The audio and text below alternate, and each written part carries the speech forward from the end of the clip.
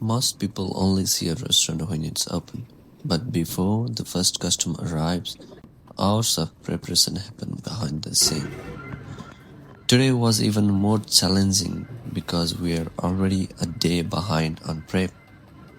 Since I have tomorrow off, I need to finish an entire week's worth of preparation today, no matter what. In a kitchen like this, once service prep starts, it's never just one task at a time. Right now, while I'm chopping red chili, I've also got pasta boiling in the background. I've got some spaghetti, rigatoni, penne, and after finishing this, I need to cook risotto base as well. Everything has to be timed perfectly.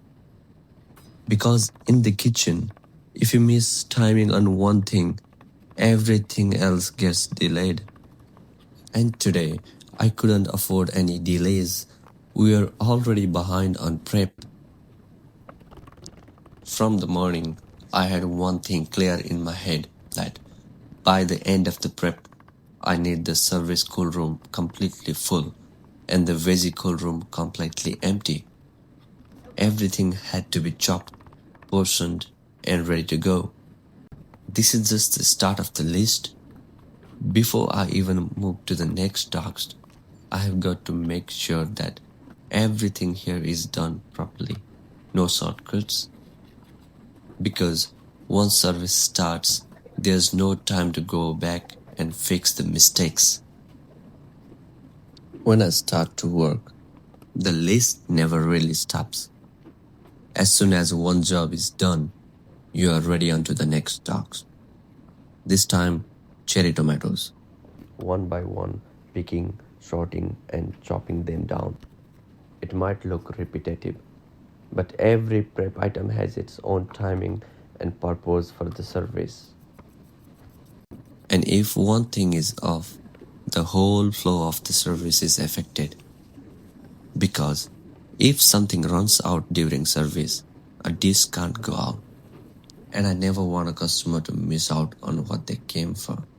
Before working in the kitchen, I thought making this is just cooking stuffs. But no, cooking is only half the job.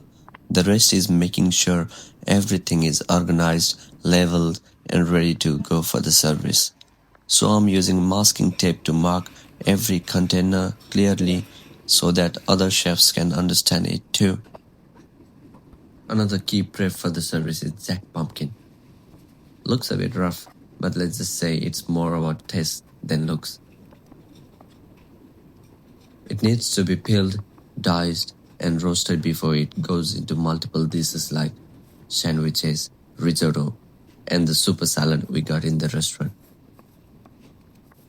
Whenever someone says jack pumpkin, I remember my childhood friend Jack.